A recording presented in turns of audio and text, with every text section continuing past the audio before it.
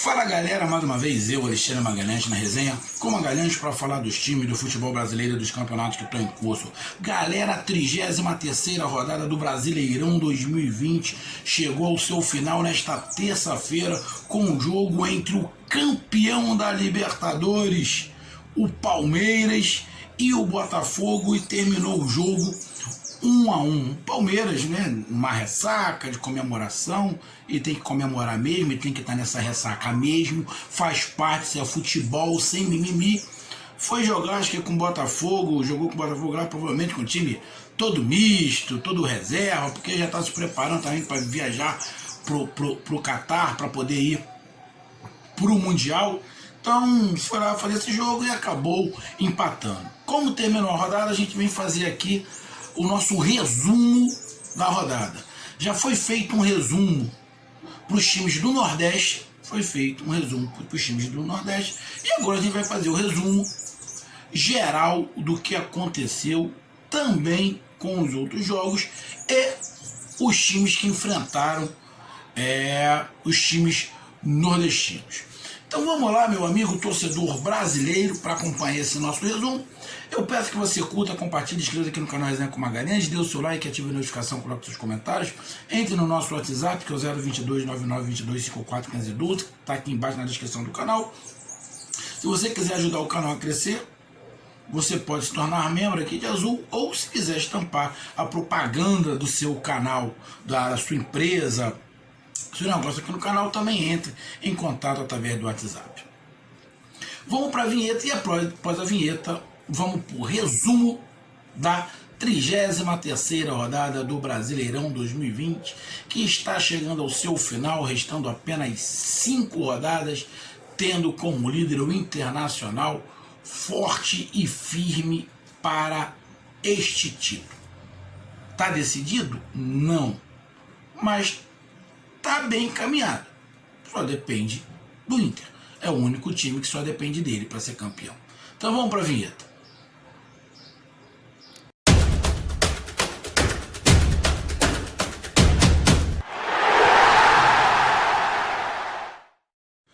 Vamos lá, galera. Bom, jogos foram no domingo, segunda e terça. Foram 9 jogos, porque o jogo do Santos, acho que era Santos e Corinthians, se não estiver enganado, não teve, porque o Santos foi jogar a final da Libertadores contra o Palmeiras no sábado, então o Santos não jogou, então não tivemos o clássico Santos e Corinthians. Tivemos 9 jogos. Vasco da Gama 0, Bahia 0. Bom, Vasco da Gama briga direta contra o Bahia para permanecer na Série A. Se falar empate fora de casa é ruim, empate em casa, melhor. Empate em casa é ruim, mas diante das circunstâncias que o Vasco acabou ficando com o jogador expulso, com um a menos, está na frente dos outros concorrentes contra o rebaixamento, que no caso são os nordestinos. Para mim só tem uma vaga na Série B. Porque para mim Curitiba, Goiás e Botafogo, sinceramente, para mim já estão na Série B. Pode ser surpresa? Pode, mas faltando 5 rodadas, acho muito pouco provável. Principalmente Curitiba e Goiás, né? Ih, rapaz, meu dedão veio pra cá. Será aqui? Que tocou o telefone aqui, apareceu ali tocando, eu botei em recusar. Não vou editar não, vai assim mesmo. Mas diante do que aconteceu na rodada, o empate do Vasco, mesmo em casa, não foi de todo ruim. Se ganha, ia complicar bastante para os outros oponentes. Mas diante do que aconteceu, o empate não foi bom, mas também não foi um desastre total para o Vasco, que ele continua na frente, tá? Se eu não estiver enganado, a 2 pontos agora do primeiro time que está na zona de rebaixamento, que é o Fortaleza. Vasco e Bahia, para mim, o resultado Normal, poderia acontecer em qualquer lugar. Se o jogo fosse na Bahia, poderia acontecer esse empate. Se fosse em Marte, poderia acontecer esse empate. Se fosse no Catar, onde o Palmeiras vai disputar o Mundial, poderia dar empate, que para mim os times são muito parelhos e os dois não vivem bons momentos, o tanto que estão brigando para não cair. Então, jogo, para mim, bem parelho e placar normal. Aí tivemos Ceará 0, Atlético Paranaense 2. Grande vitória do Atlético Paranaense fora de casa. O Atlético Paranaense, que vem oscilando, não vem fazendo um campeonato brasileiro homogêneo. É um time que se esperava muito, mas diante de tudo que aconteceu, pandemia, o presidente não abre o bolso, vendeu um monte de jogador, não contrata jogador à altura, um time novo, um elenco sendo montado para a próxima temporada, ou seja, para a temporada 2021, que vai ter que contratar, porque se não contratar, o Atlético Paranaense vai sofrer também na temporada 2021. Jogou contra o Ceará, que vem embalado com grandes resultados,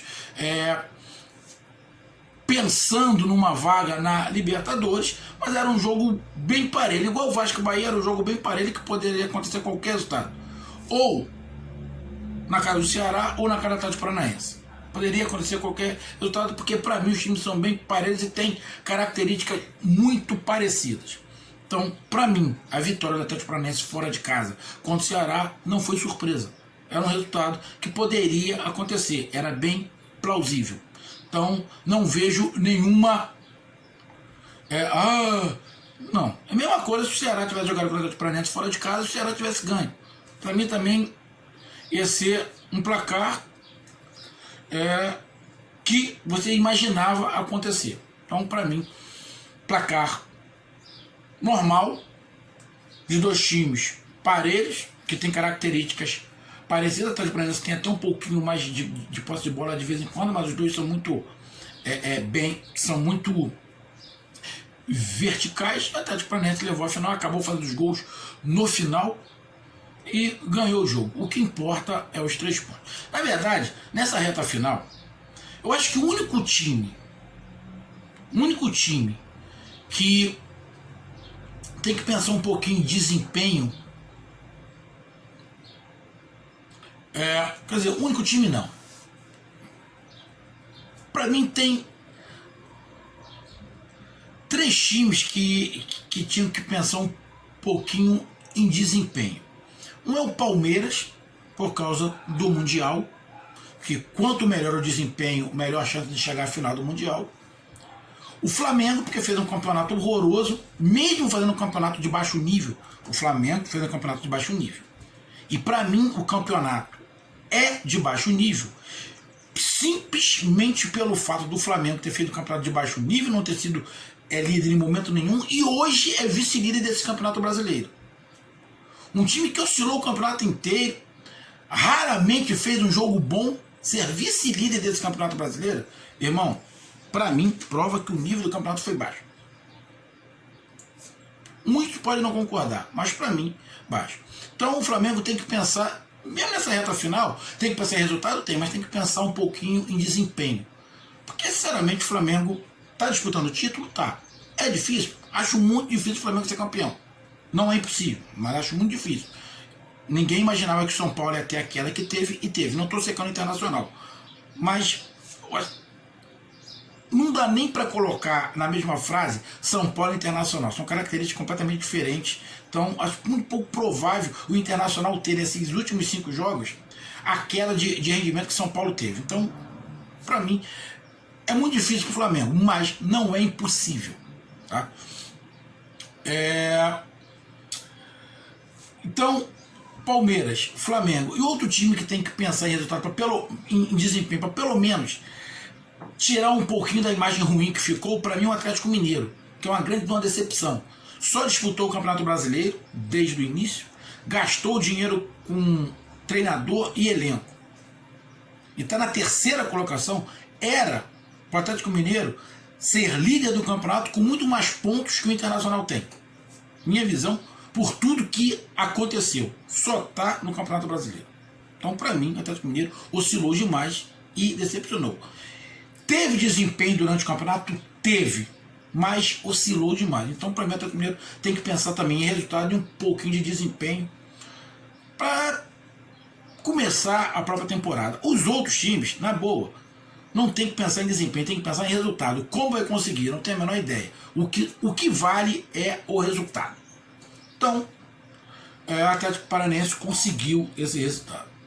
Outro jogo foi a vitória do Atlético Goianiense em cima do São Paulo. Eu falei aqui no pré-jogo.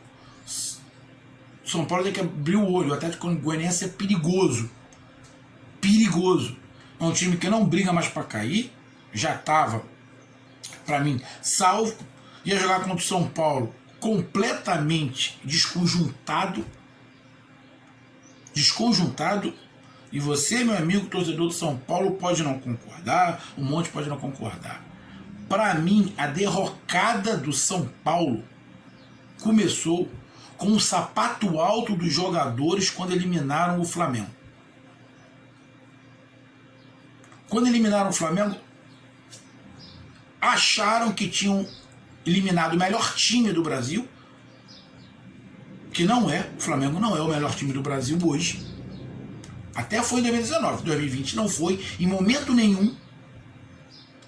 E a maneira como o São Paulo eliminou o Flamengo criou uma falsa impressão que o time do São Paulo era muito mais forte do que se imaginava, que os jogadores eram muito melhores do que imaginavam. Eu falei, o São Paulo não tem nenhum craque.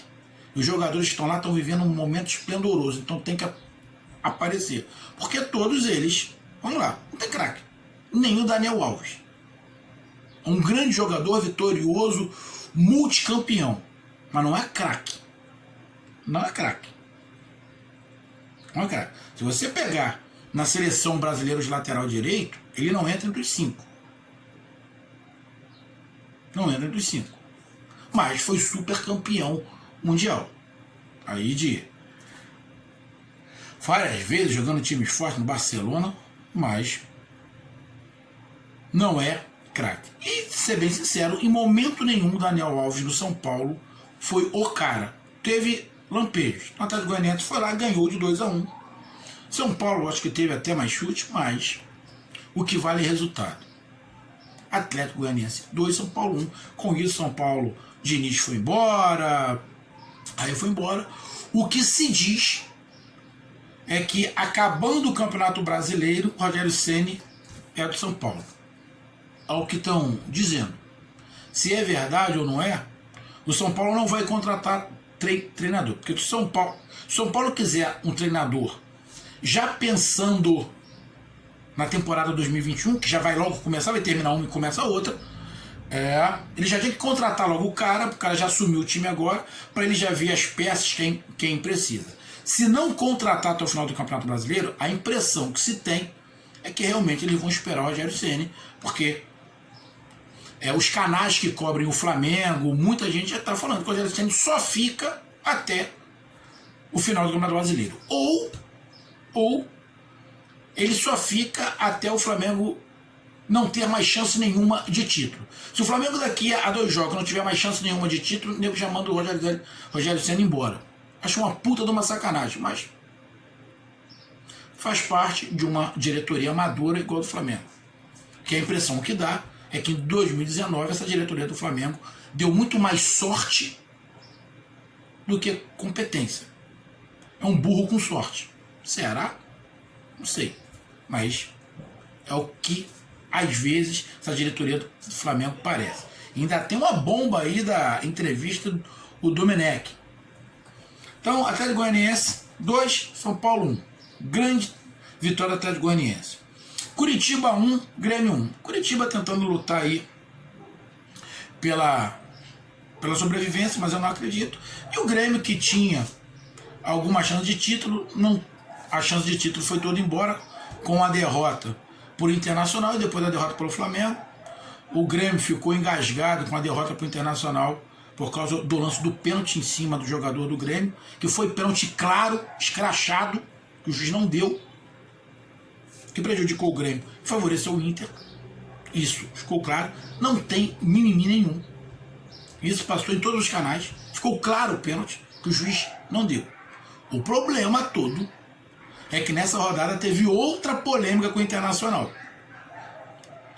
teve outra polêmica. Que daqui a pouco, quando a gente chegar no Internacional, a gente fala e eu vou dar a minha interpretação. Então, um empate 1-1, o Grêmio deu um desânimo. O Grêmio está focado agora para a final da Copa do Brasil. Só que a final da Copa do Brasil só vai ser depois que o Palmeiras voltar do Mundial. Eu acho que, se eu não estiver enganado, marcaram a final da Copa do Brasil para depois do Campeonato Brasileiro. Depois que acabar o Brasileirão, vai ter a final. Então não tem por que o Grêmio poupar agora. Mas é lógico que sem chance de título, o time dá uma baixada de bola, dá uma desanimada e acabou o Grêmio empatando fora de casa com o Curitiba. Atlético Mineiro 2, Fortaleza 0, placar normal. Atlético Mineiro é mais time, vive o melhor momento, mesmo oscilando muito, mas tem mais time, o melhor momento. Fortaleza num momento muito, muito complicado, por mais que falem, não tem jeito. O time foi moldado pelo Rogério Ceni, super campeão com o Rogério Ceni, é muito complicado. Além do mais, o time do Fortaleza, os jogadores de Fortaleza, vislumbravam coisas grandes em 2020, o que não aconteceu. E isso dá uma desestabilizada emocionalmente nos jogadores. Fortaleza corre o risco sério de rebaixamento. Para mim, o que talvez vá salvar o Fortaleza seja os outros times, principalmente o Sport, porque tem uma tabela muito mais difícil do que a do Fortaleza. E o Fortaleza ainda tem confronto direto contra o Bahia, né? Que eu acho que é lá para a final do campeonato mesmo, acho que na penúltima rodada, que pode decidir tudo. Mas placar, vitória do Atlético Mineiro, incontestável, foi ataque contra a defesa. O ataque venceu. Para mim, quando tem ataque contra a defesa, para mim o ataque sempre tem que vencer. E venceu. Aí tivemos o líder do campeonato ganhando do Bragantino de 2-1, um jogo complicado, mais posse de bola do Bragantino. O time do Bragantino é enjoado, não vende as derrotas barato. Não está numa posição que para mim o Bragantino deveria estar pelo time que tem. O Bragantino devia estar brigando pelo G6, mas oscilou demais também. Parece que demorou a entender o Campeonato Brasileiro da Série A. Não tem chance de rebaixamento, igual um cara lá da Globo falou, que o Bragantino está brigando para não cair. Porra, tá de sacanagem. Não tá. O Internacional ganhou do Bragantino de 2-1. Agora vamos lá. O goleiro do Internacional pegou pra cacete. E o pênaltizinho foi Mandrake. Pênalti foi Mandrake. Eu vi umas 3 vezes o lance. Eu tive a nítida sensação que o Patrick jogou de propósito a bola à mão do jogador do Bragantino. Onde não estava muito aberto. Cara, assim fica complicado, bicho. Assim fica complicado. Pênalti muito Mandrake. É interpretativo? É interpretativo. Mas, bicho, vai ficar complicado se o jogador que tiver o mínimo de habilidade, toda hora que entrar na área, suspender a bola e jogar propositalmente na mão do jogador adversário, o juiz ficar marcando pênalti. Faz parte do jogo? Faz. É habilidade? É habilidade. É malandragem? Malandragem. Mas malandragem faz parte do jogo. Cara, mas de perto assim, você levantar a bola e jogar propositalmente na mão do cara, que foi a impressão que eu tive. Eu vou ser bem sincero, eu não daria o pênalti. E mais uma vez, o pênalti circulando no Internacional. O pênalti que não deram pro Grêmio, foi pênalti claro no jogador do Grêmio contra o Internacional. E esse pênalti que acabou dando a vitória ao Bragantino. E o Bragantino quase que empata, se o goleiro não pega, tinha empatado. Mas o que vale é o resultado.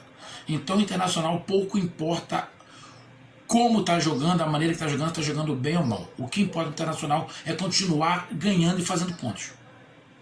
Assim, daqui a 4 rodadas, não 5, 4, Internacional, se ganhar os 4 próximos jogos, Internacional sagra-se campeão brasileiro de 2020. Então, para o Internacional, pouco importa se vai jogar bem ou mal. O que importa é os 3 pontos. O Internacional ganhou em casa, líder, é melhor time que o Bragantino.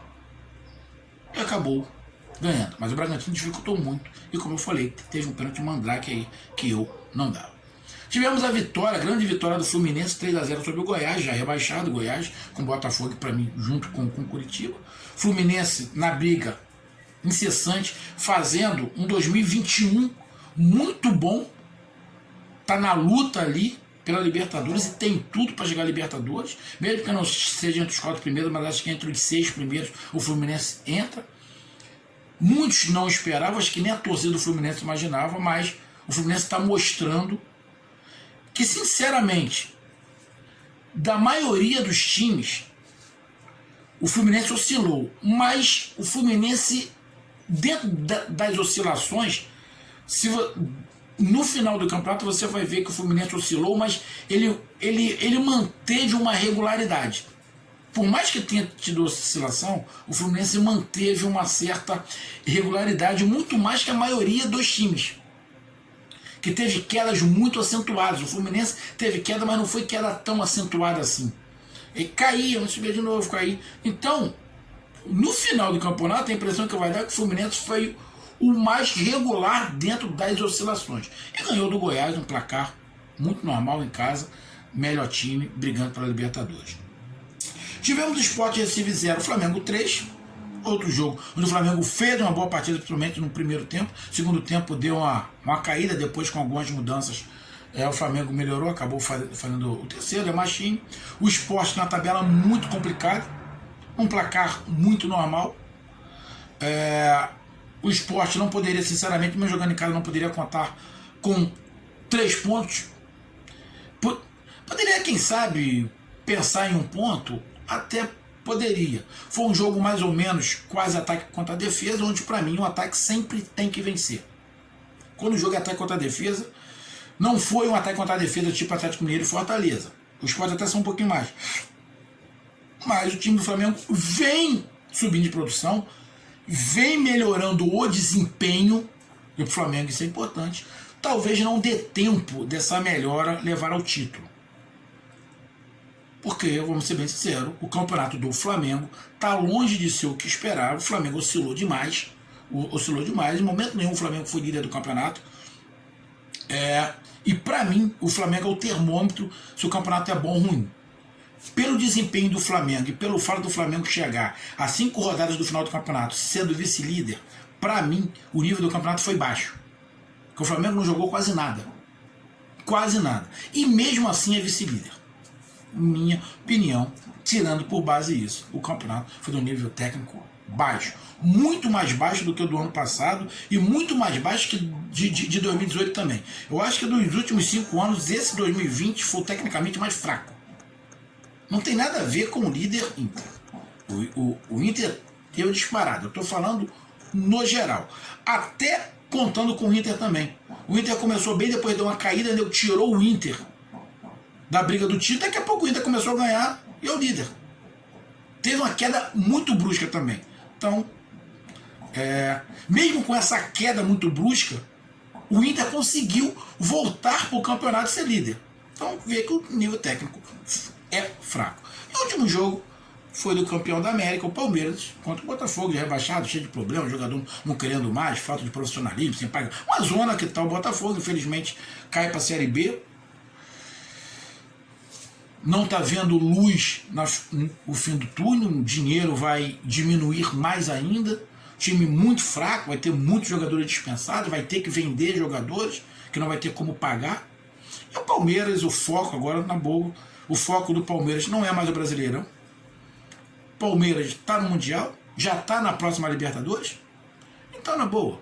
O foco do Palmeiras é terminar aí o Campeonato Brasileiro, também não interessa onde, em qual posição o Palmeiras vai terminar, porque já está na Copa do Brasil,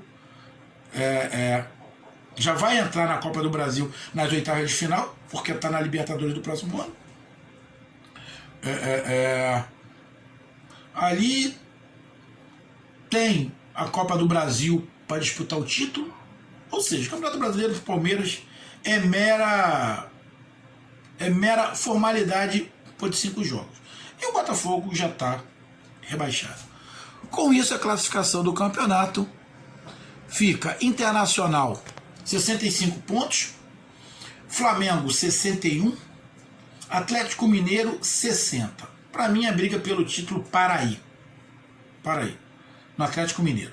Para mim, só esses 3. Flamengo e Atlético Mineiro depende muito de tropeço do Internacional. O Internacional ainda pode tropeçar? Pode.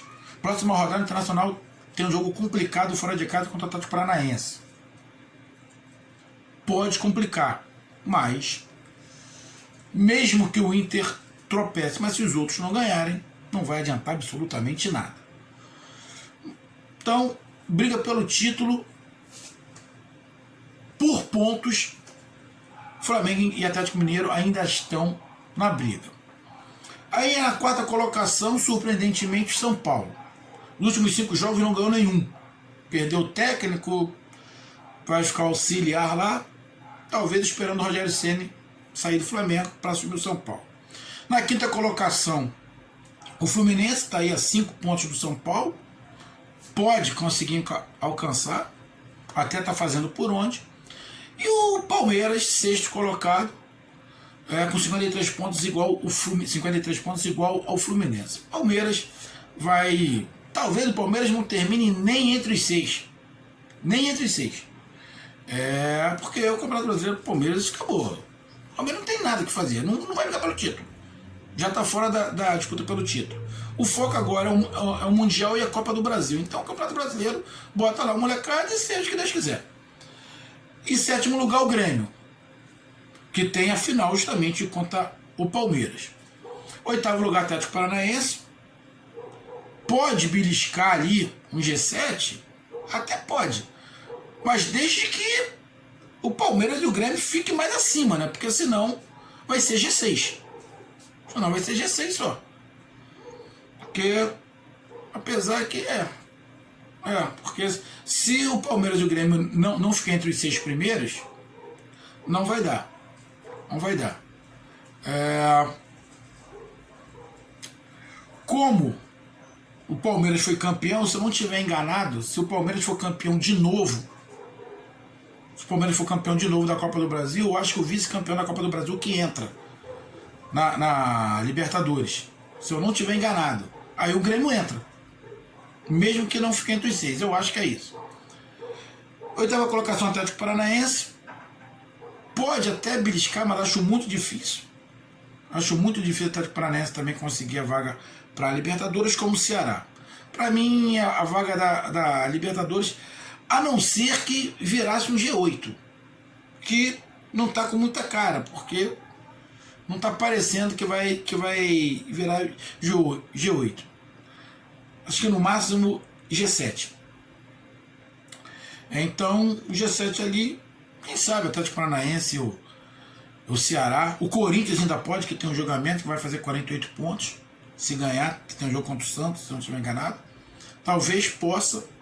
Corinthians e Santos ali estão com o mesmo número de pontos. Corinthians em 10º, Santos em 11º, 45, e Atlético Goianiense também com 45. Então aqui em 45 pontos tem Atlético Paranaense, Ceará, Corinthians e Santos. Só que Corinthians e Santos com jogo a menos. Talvez, se tiver um vencedor entre Corinthians e Santos, para mim, talvez esse vencedor tenha chance ainda de uma vaga na Libertadores. Fora isso, eu acho muito difícil. Aí tem na 13ª posição Bragantino, que não cai, está 9 pontos do primeiro time na zona de rebaixamento, faltando 5 jogos, esquece. O Bragantino está fora, mas vai tentar lutar ali, quem sabe, por uma vaga na Sul-Americana, e pode conseguir essa vaga na Sul-Americana, que está a 1 ponto só dos times que estão acima dele, com 45 pontos. Vasco, a partir do Vasco brigando para não cair, Vasco com 37 pontos na 14ª colocação, o Bahia com 36 na 15ª, o Sport, primeiro time fora da zona de rebaixamento, com 35 pontos, e na zona de rebaixamento, ainda tentando a sobrevivência, o Fortaleza com 35 pontos, e para mim já rebaixado, Goiás com 29, Curitiba com 28 e Botafogo com 24. Essa foi o resumo da 33ª rodada. E aguardem que já está no forno a análise pré-34ª rodada do Brasileirão 2020, que começa nesta quarta-feira, dia 3 de fevereiro. Um abraço, fui!